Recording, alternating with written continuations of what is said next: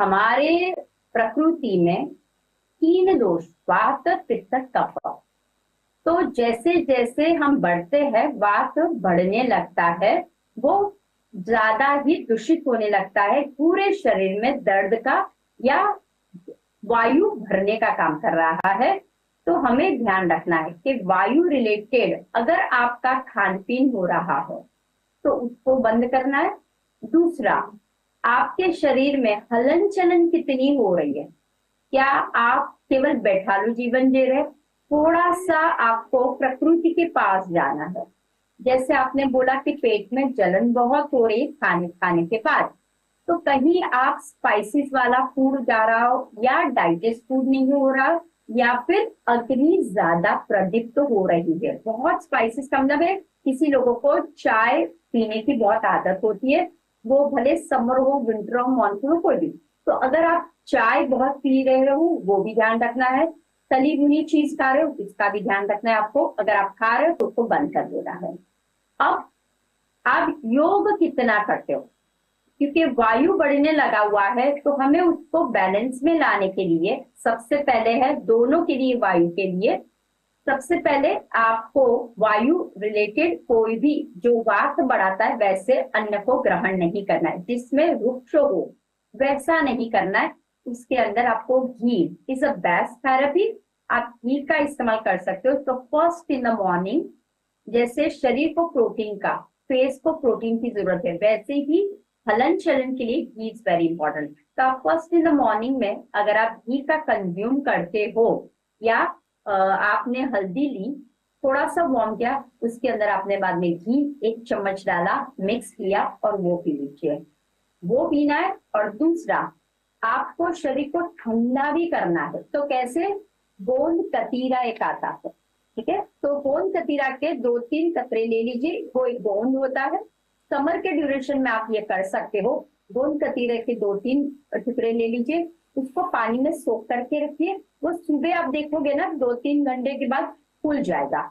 उसको आप कंज्यूम कीजिए। आइदर जो भी आप ले रहे हो खान पीन में उसमें आप कंज्यूम कर सकते हो। अगर आप रोज का कोई शरबत ले रहे हो गुलाब का, तो उसके अंदर वो डाल दीजिए और वो पीना शुरू कर दीजिए।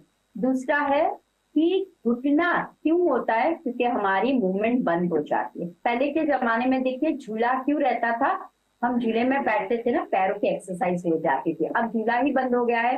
तो आप जहां पे, अगर आप कुर्सी पे बैठे हो तो नी की मूवमेंट करिए, बंद मत रखिए, हैंगिंग नी मत रखिए। तो नी की मूवमेंट करना है। अगर आप लेटे हो तो विजुलाइज कीजिए आप साइकिलिंग चला रहे हो, ठीक है। कोई भी चीज को आप रोक देते हो तो वो क्या हो जाएगा, स्टक हो जाएगा। तो इसके लिए ऑयलिंग की बहुत जरूरत है। तो आप योग के मार्फत से, एक साइकिलिंग आपको मैंने बताई, आप बैठे हो तो केवल आपको पैरों को इन आउट करना है, वो आप कर सकते हो। और दूसरा है कि आपको ब्रीदिंग एक्सरसाइज करनी है, शांति से अनुलोम विलोम प्राणायाम करना है। ये जब आप करने लगते हो तो आपको खुद को दिखाई देता है कि हाँ मेरे भीतर में चेंजेस आ रहा है, राइट। और दूसरा, बोन जो है, घुटना जो है, उसके मसल्स या कैल्शियम की कमी भी हो जाती है जैसे जैसे उम्र बढ़ती है। तो अब रागी का इस्तेमाल करिए इंस्टेड ऑफ गेहूं का। तो इंस्टेड ऑफ गेहूं आप रागी की रोटी बनाइए, उसके अंदर तिल डालिए। ऐसा मत सोचिए कि मौसम बदला तो तिल मुझे गर्म पड़ेंगे, नहीं पड़ते हैं। उसके अंदर आप तिल डाल सकते हैं और रोटी रागी की बनाइए। और फिर आप रोटी के साथ जो भी लौकी वाली, यानी कि जो तरी, वो जो सब्जी है ना, वो कैसी खानी है, पानी वाली सब्जी चाहिए आपको, बहुत ड्राई सब्जी नहीं बनानी है।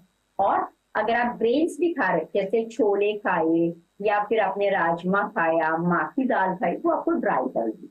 तो आपको क्या करें, पूरी, टिंडा है, परवड़ है, ऐसी सब्जी खाइए और प्रकृति के साथ रहिए। सीजन वाइज आपको करना है। और ध्यान कैसे करना है, एक हाथ आपका नाभि के ऊपर, क्योंकि मणिपुर चक्र, और दूसरा हाथ घुटने के ऊपर रखिए। और एक हीलिंग पावर आपके अंदर है, सब कुछ आपके अंदर है। तो जब आप सांस को ले रहे हो और सांस को छोड़ रहे हो ना, इमेजिनेशन कीजिए आप अपने शरीर को हील कर रहे हो। मेरा समान अपान वायु ठीक हो चुका है और मेरे सारे प्रॉब्लम्स ठीक हो चुके हैं। और ठंडी सांस को लेना है और ठंडी सांस को बाहर निकालना। बस इतना कीजिए